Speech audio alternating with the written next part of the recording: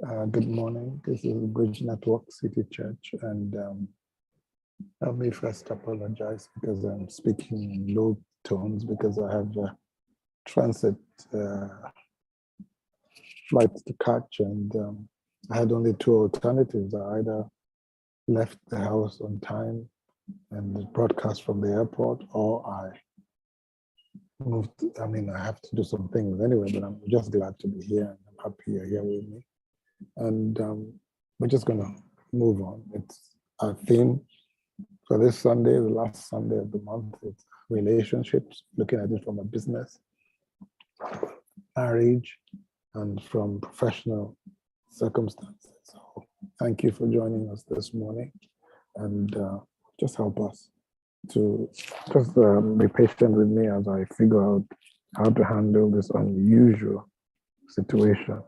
So I want to thank you really from the bottom of my heart for being here. So we're going to move on in a minute. I just want to make sure that I have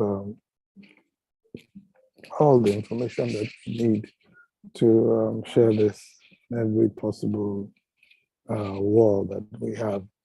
And we should be ready in a minute. Yeah, it's up now. Great. I just wanted to make sure that it was up. So I'm going to put it up. Yeah. So just want to just give me a minute while I welcome you to the Bridge Network this morning. Welcome. This is the Bridge Network, City Church, Canada. Our vision is outstanding life and service to God, transforming the world. And for the word, and we know that you will stay for the kingdom. And connecting to each other, to community, and of course to God.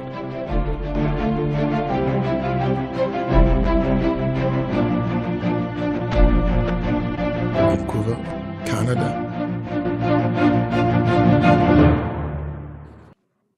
Yes, anyway, thank you so much for being here this morning. We've been talking about relationship all month, and I hope you've been able to get something out of it.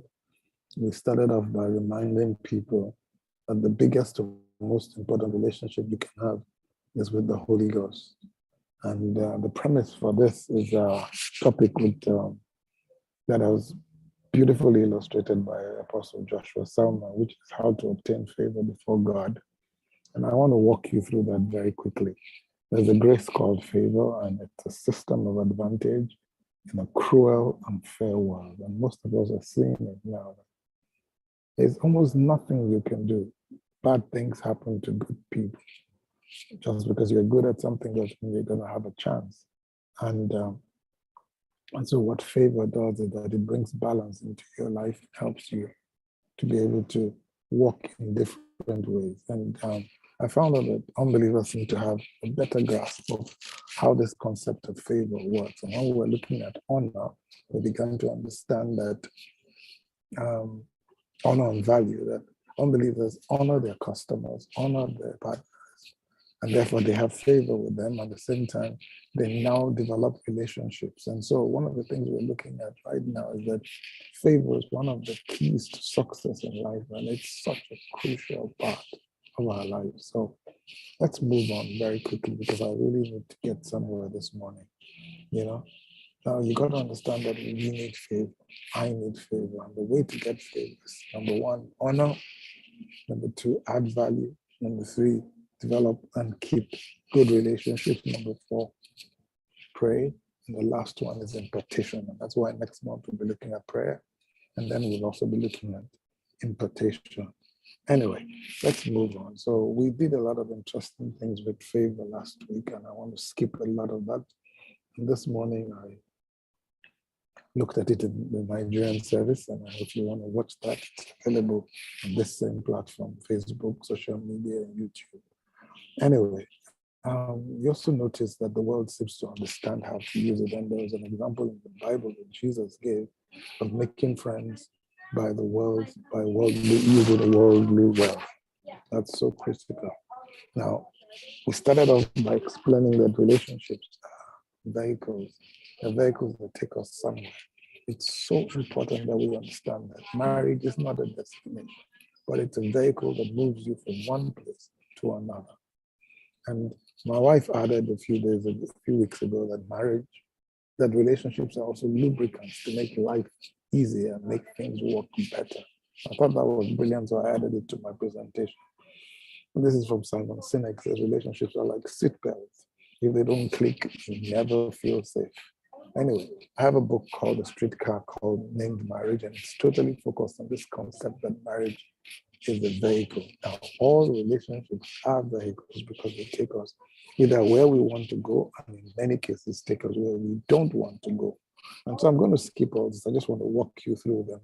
And we looked at relationships from different perspectives. We said 5 things that they take you places.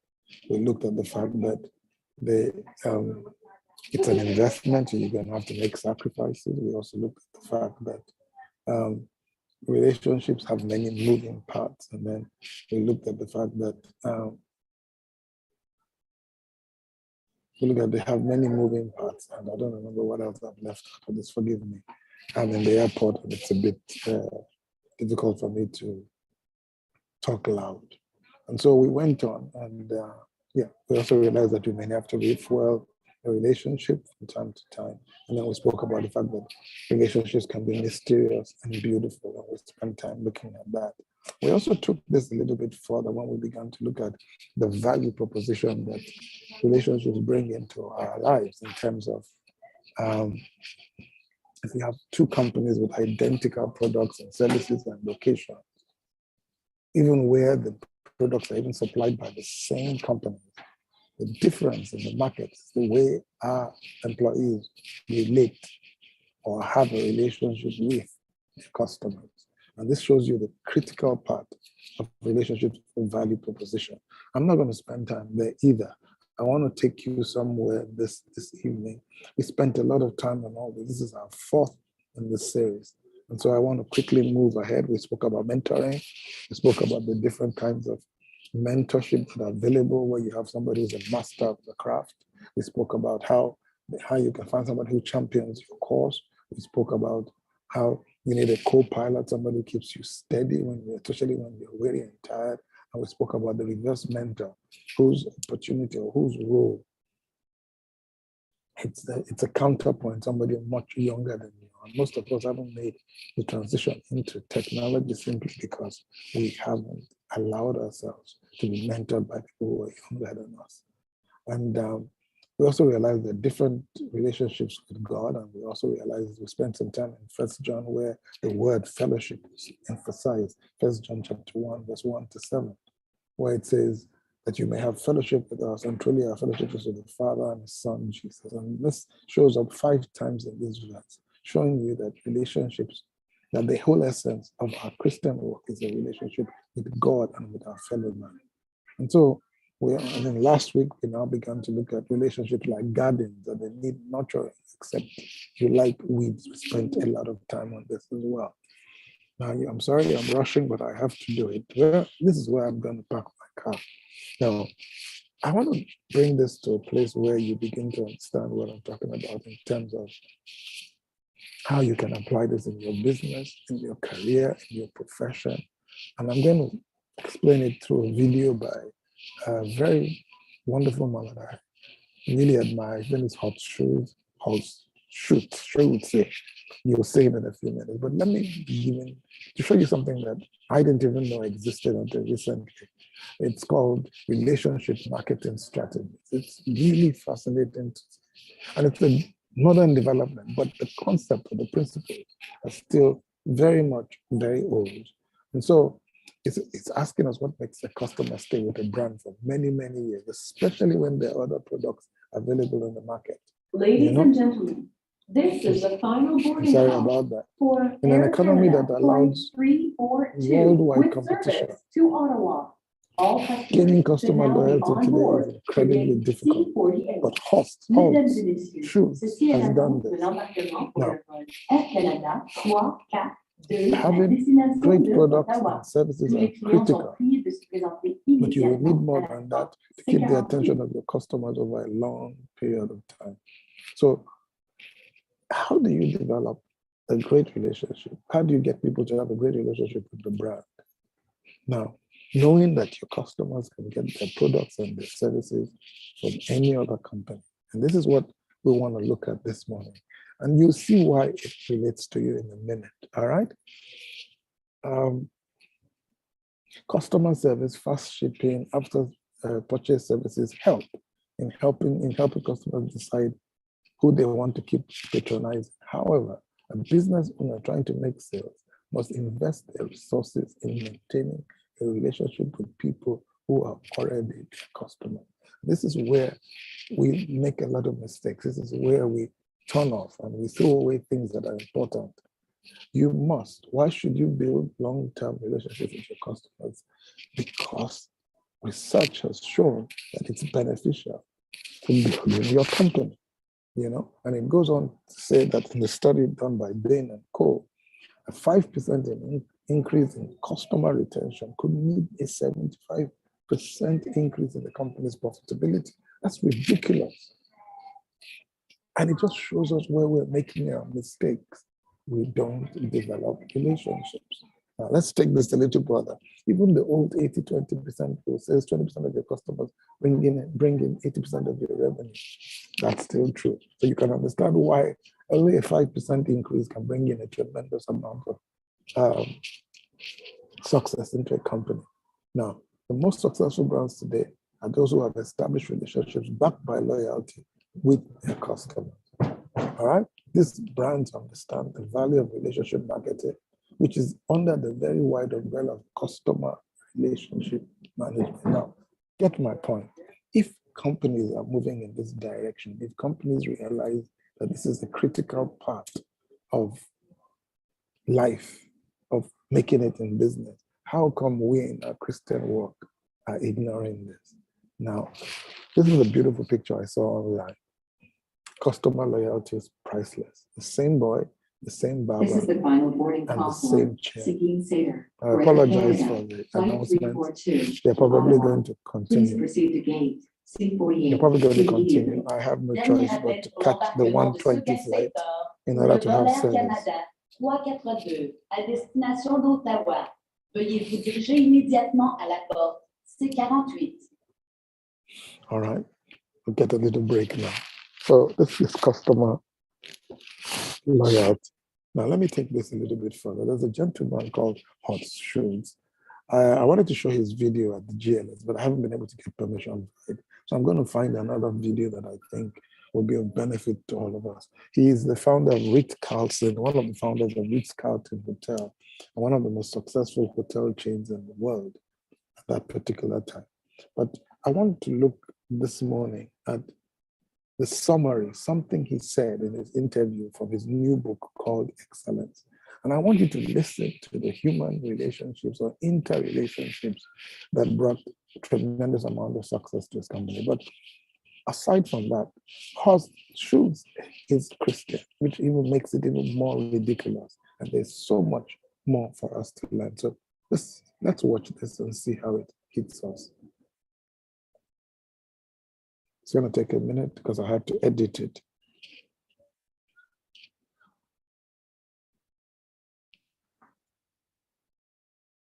To the market, I was listening to myself, and that is a real danger, or to your mother-in-law, or somebody who sits beside you in the plane. Those are studies of one. Stay away from it. So one of your very popular policies was to allow every employee, from your busboy to your manager, to spend up to $2,000 to solve a customer's problems. Tell us more about this. Well, of course, that created a firework when I started that one. I created major fireworks. People were shocked, people were absolutely dumbfounded. But it wasn't a silly decision. It was very clear to me, in my market segment, I want to keep the customer. That is the most important thing that I do. If somebody walks into our hotels, we convince them to want to come back. That's it, even if something negative happens. And particularly then, that's a great chance. So how to do that? But by the way, I of course knew that my average age of my customer was 43 years old. They have 30 more years to travel potentially. I knew what they were spending. I knew they could be worth $200,000. So I was happy to spend $2,000 to keep them. So, and a study showed that the customer, when they had a problem, that 96% of them just want to get rid of their frustration. So when they tell somebody, this is what happened, instead of saying, I called the manager, we taught our employees to say, please forgive me. In fact, I feel so bad that your TV didn't work. I buy you breakfast. Wow. The customers were blown away, very simply. They were so, I heard so many comments, they were so excited about it, they immediately moved from dissatisfaction to loyalty. And loyalty, we are here to create. So it was a business decision, according to everybody's shock. And at the same time, though, I told every employee in the company, I trust you. You are part of this company. As such, I trust you. We trust you. And that was, so it was a double sword. It was positive and all the way around. Nobody ever gave $2,000. They did all kinds of things to the excitement of the customer, but nobody ever gave $2,000. Tell us how this paid off 2-3 years down the line in terms of, as a business. Customer loyalty went out the roof. Everybody and people that heard it, those are, because, for example, we had one case in Cancun where the honeymoon couple, the young man lost his ring in the sand the first day. And of course they were digging for it. The more you dig for it, the more it's gone, obviously. After the beach closed, the 4 beach attendants ran to a store and bought 4 metal detectors. They found the ring. Well, what would have happened if they would have gone and see the manager? The manager would have said, silly to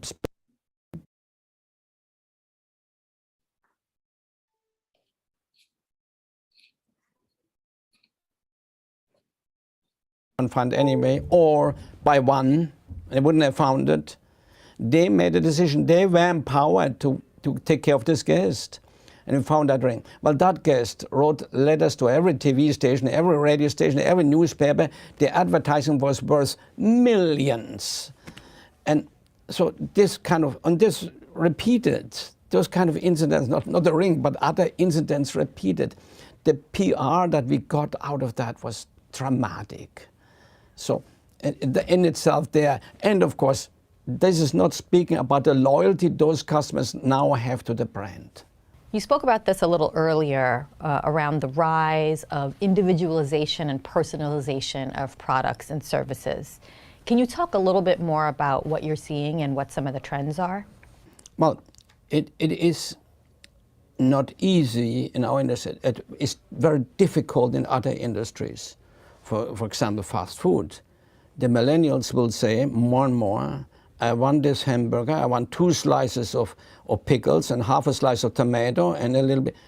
With other words, they want it individualized, which will be very difficult in fast food because suddenly they have total new complexities. In our situation, they're saying, I don't want to do it your way, I want to do it my way, as I said before. So giving the fundamental need to the customer and add individualization, that will create loyalty. I'll do it your way, I do it personally. I know what you like when you buy anything, you the customer. I know you want the product to be defect-free, so I have to create processes to make it defect-free. I know you want everything timely, so I have to create process on that. But I also know you want me to care for you and be very friendly. If you buy a bottle of water, you want it defect-free, timely, when you want it, and you want the people who give it to you to be nice to you. So I create processes around that. But now if I add to it and do it your way and treat you with your, call you by your name and give you, and I know you want a certain brand and have it right there for you, respond to you individual. Now I'm creating ultimate service. And by the way, it drives loyalty very fast. The rest of it creates maybe satisfaction, but not loyalty.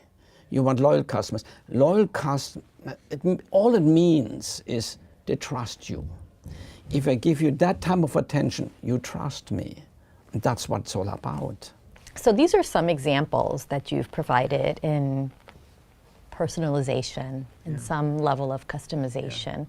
What are some of the challenges that organizations face in actually implementing processes like these? Well, as I said before, like in the fast food business, it creates new complexities.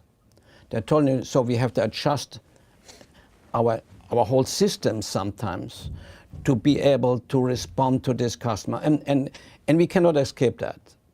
We see it very clearly. The millennials say, do it my way.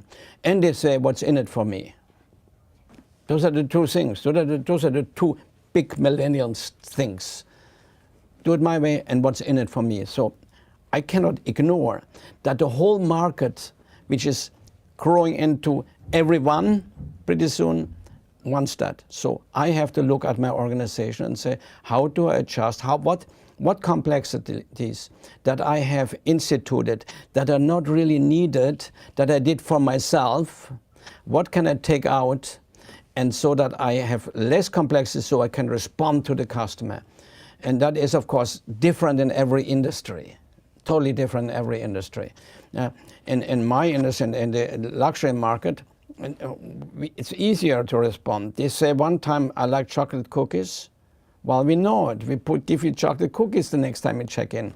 Everything that I know that you express once, we capture and make sure you get it. You like this room, we make sure you get that room, etc. That's all individualization.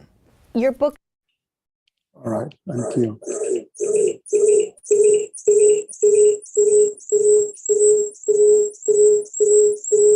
Sorry about that. I need to fix this.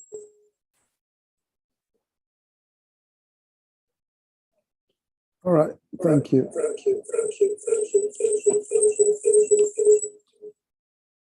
Sorry about that.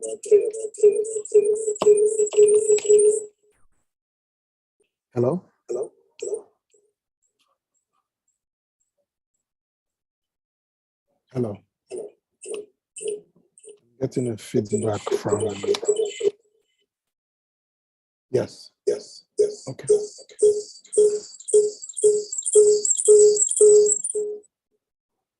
Okay, sorry about that. I hope it made sense. Mr. Bielsa, since you're the only one who's here this morning yet, can I kind of get a feedback from you, how you feel about the things we've shared so far? Good morning, Pastor. Hi, how are you? I'm fine, thank you. From the things you said is very basic. It makes a lot of sense, but I find that over the years is what a lot of people do not think about doing. They think you're going to pay me X amount to give you this service. You've paid it and that's it. But from what he's saying, it's a little extra that goes further. I've been given services from service providers in almost every field, and they feel that once they've taken their products, that's it. Especially in Nigeria, there's no room for, I am not happy with this. What can you do about it? You take a dress to a tailor, let me use tailoring, and they did it wrong, and they say, like they were saying, it's okay, just manage it. And the bottom line is that you didn't give them that money to manage it. Then you complain to somebody or say, hey, you know how it is now. What do you want him to do? Do you want him to replace it? Just manage it. But now I'm in a community where customer service is king.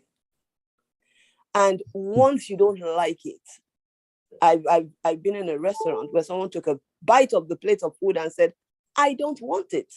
It doesn't taste like it should. And the management says, give us 10 minutes. Do you want us to replace that plate of food? Or do you want to select a new thing from the menu? And it was like, really? You know, so I've gotten a maybe I could call it a culture shock, because I know it happens. I knew it happened before I got here, but to actually see it happen. But you see, back home, they also think of the bottom line in another way, which I believe is negative. They'll say, so that plate of food costs 1,000 naira, and I'm going to replace it. Look at my loss. They don't realize, like what is it Schultz was saying, that once they lose that customer, they have lost a return customer. Absolutely. Yeah.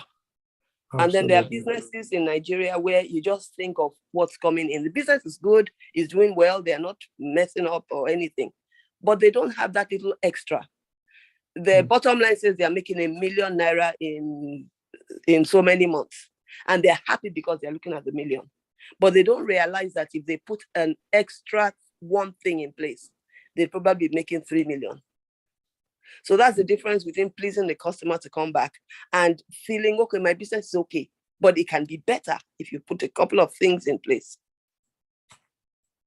Thank you so much. That's, you've just confirmed to me what I was really concerned about, which is the fact that it's limiting us. It's putting a lid on our capacity. It's not allowing us to build global businesses. It's not allowing us to look at them. And what really shocked me the most, to tell you the truth, is the fact that unbelievers have a hang of biblical truths more than we. It's as if they have a grasp of what we should have had a grasp of. And it's scary. I'll tell you why, because I've been focused on this favor since the beginning of this year, and I've been teaching on favor for many, many years. I've actually preached it. I've shared it on many platforms. I've prayed about it. I've experienced some level of favor. But the kind of favor that we're talking about is so glaring. And so when I look at customer service companies like Apple or Amazon, and I see the way people flock there and the tremendous amount of success they experience, and I realize at the end of the day, these people care about the people that they work with. How come we never saw it? The Bible talks about making friends with mammon, and we don't even consider that. These are quotes that I found online, because I don't want to take too long. I'm having some technical issues here with streaming. I'm getting a lot of feedback, which I need to fix before the next service and all that. And so I want to quickly ask us to just walk through this, and then together, and then I'll round up and hopefully get something to a cup of tea or something, and then be able to come back and prepare for the network service. I'm probably going to play what I shared in Nigeria because of the feedback here on the sound system, so that we can get a more precise, clearer message that will help all of us. But it's one of those messages that's timeless, and I think it's going to help everybody. So let's walk through this. So these are just some quotes. I have about 50 or 60 of them. I think I only put up about 20. Because in business, it's all about people. It's all about relationships. Look at that. We don't even know that. A friendship founded on business is better than a business founded on friendship. I found very interesting. This is by Rockefeller. A friendship founded on business is better than a friendship founded on friendship. A business founded on friendship. It's just a nice play of words, but it's very, very powerful. And it's clear. The Bible says, make friends with mammon. Make friends with the money you make. Okay, look at the other one. All lasting businesses are built on friendship along with healthy business relationships. Now, these things have been available since, but all of a sudden now we begin to notice relationships in whatever we read. All lasting business is built on friendship along with healthy business relationships. Let's look at a few more.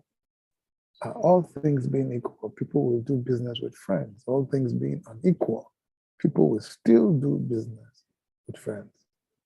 McCormick, I think he's pretty famous. There's another one. Building fruitful and lasting business relationship starts with abandoning me and say we. Get another one. Business, after all, is nothing more than a bunch of what? Human relationships. Lee Iacocca. That's a very interesting guy. He used to work with Apple. Business happened over years and years. Value is measured by the total upside of a business relationship, not by how much you've been able to squeeze out of any one deal. These are all quotes that you can find online, and I'm just playing around with them. Business important key is recommendation. So increase references and make strong business relationships. So it's telling us business grows by recommendation. So if you increase your references and you make strong business relationships, you will eventually grow your business. Business is all about relationship. How well you build them determines how well they build your business. These are not, I'm just saying, these are just amazing how there's a clarity out there, but not in the church and not in church Christian business. Like you said, you do something wrong, you say, forgive me.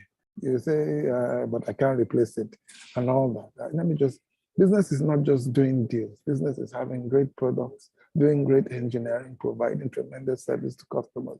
Finally, business is a cobweb of human relationships. Business relationship is revolved around make trust, that make revenue from both the side, or from both sides. Relationships, business relationships revolved around trust that makes revenue from both the side. You succeed best when you put on the restless, anxious side of affairs out of mind and allow the restful side to live through your thoughts. I don't know why I put that there. All right? Business relationships are like the world's most intense yoga. It's a daily practice to get success in business. I love this. When my wife and I were getting married, this was our slogan. Coming together is the beginning. Keeping together is progress. Working together is a success.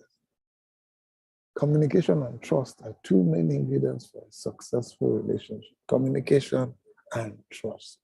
Let's look at a few more.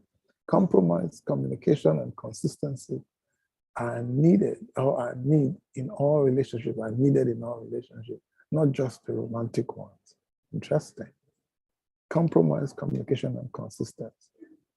Constraints inspire us on how we approach the press, how we approach business relationship, and how we do everything. Constraints inspire us. And the Bible talks about the love of God constraining us. You know, content builds relationship. Relationships are built on trust, and trust ultimately drives our revenue.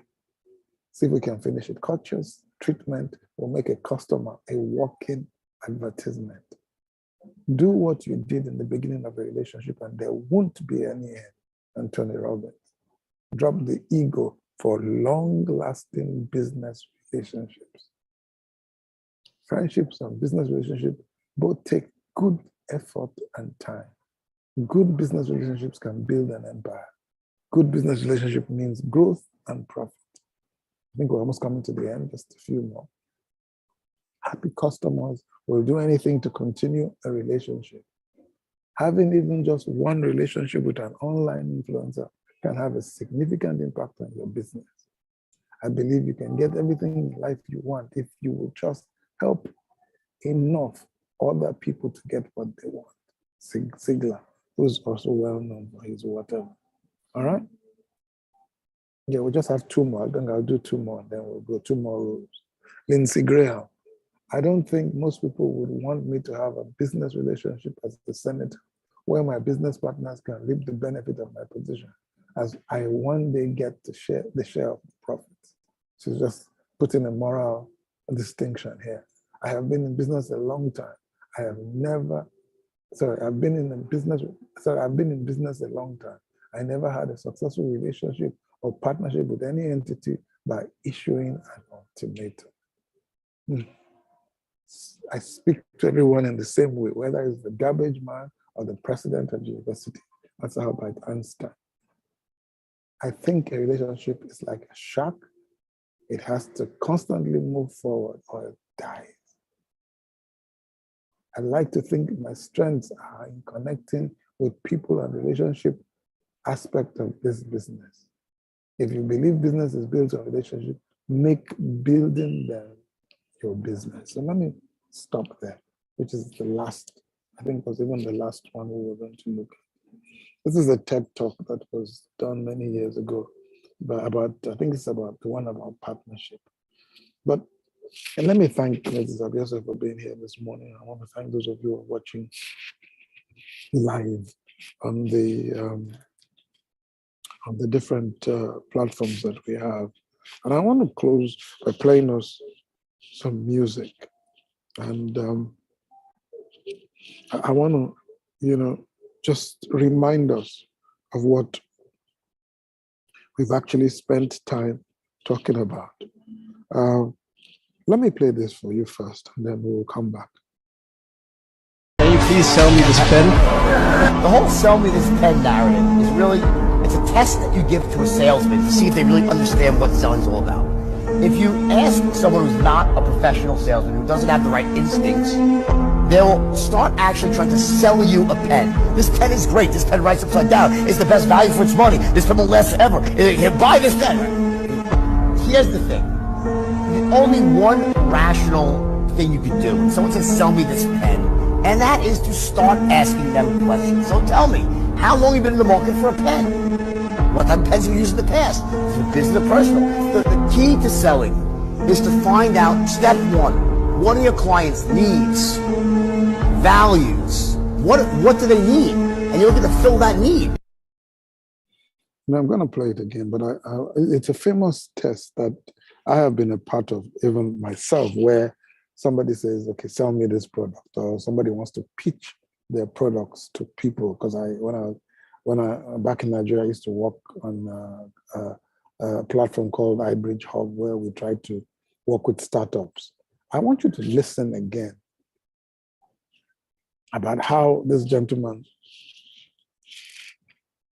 twists it by telling us that don't focus on the pen, but focus on the customer. Let's listen again. It's very short. That's why we can do it. And then after that, we can. Can you please sell me this pen? The whole sell me this pen narrative is really, it's a test that you give to a salesman to see if they really understand what selling's all about.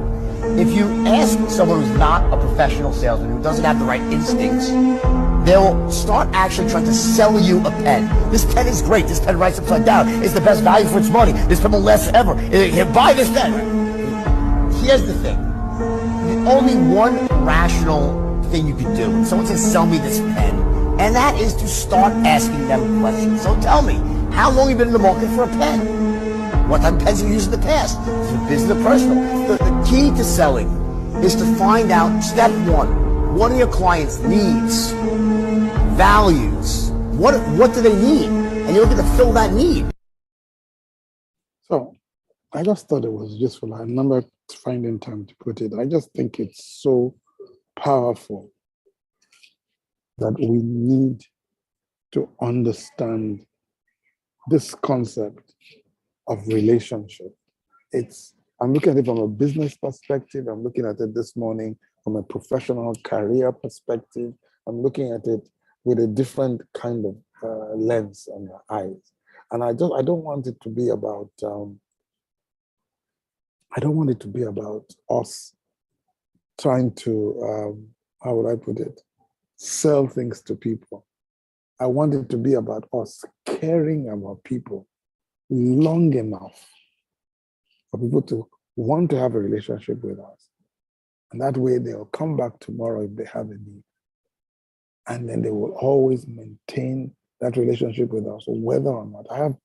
I've seen customers come to businessmen. There's a man in Lagos who used to buy equipment from. When his daughter is getting married or something, we go for things like that, simply because he had taken his time to build a relationship. So we're going to listen to ELSHADDAI-ADONAI by Nathaniel Bassey. It's a beautiful song. And then I'm going to come back and close. I apologize for finishing a little bit early. I want to set up the service for the network service, but we'll still be online and fellowshipping here on Zoom while I do that. So, but this is a beautiful song, and I think you're going to benefit from it. Abraham had waited for his promise to come to pass. He waited 75 years, 76, 70, 7, 80, 85, 90. Then 99, God showed up as El Shaddai. When God reveals himself as El Shaddai, he's about to bring some things to pass. Somebody shout El Shaddai! El Shaddai, Adonai, we worship you. El Shaddai, Adonai, we worship you. All sufficient.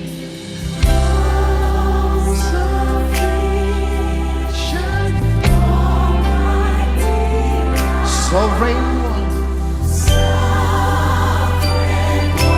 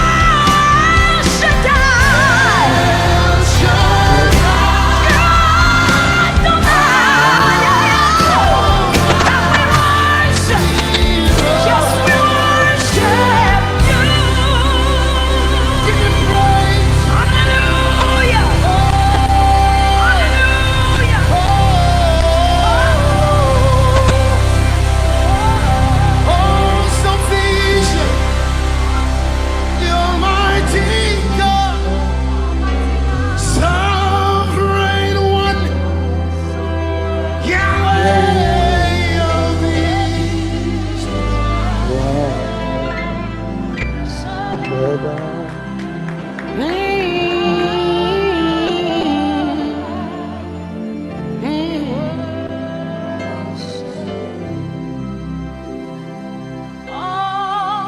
sufficient,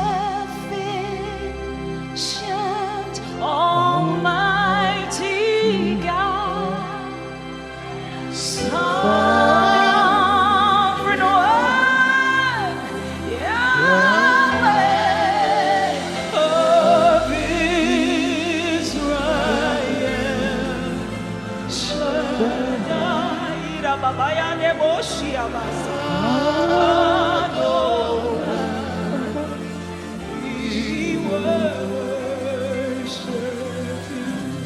El Shaddai.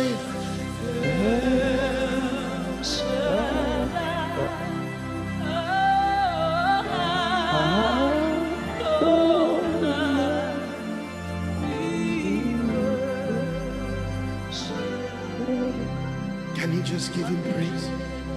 Hallelujah. Hallelujah. Siyabonga. Siyabonga.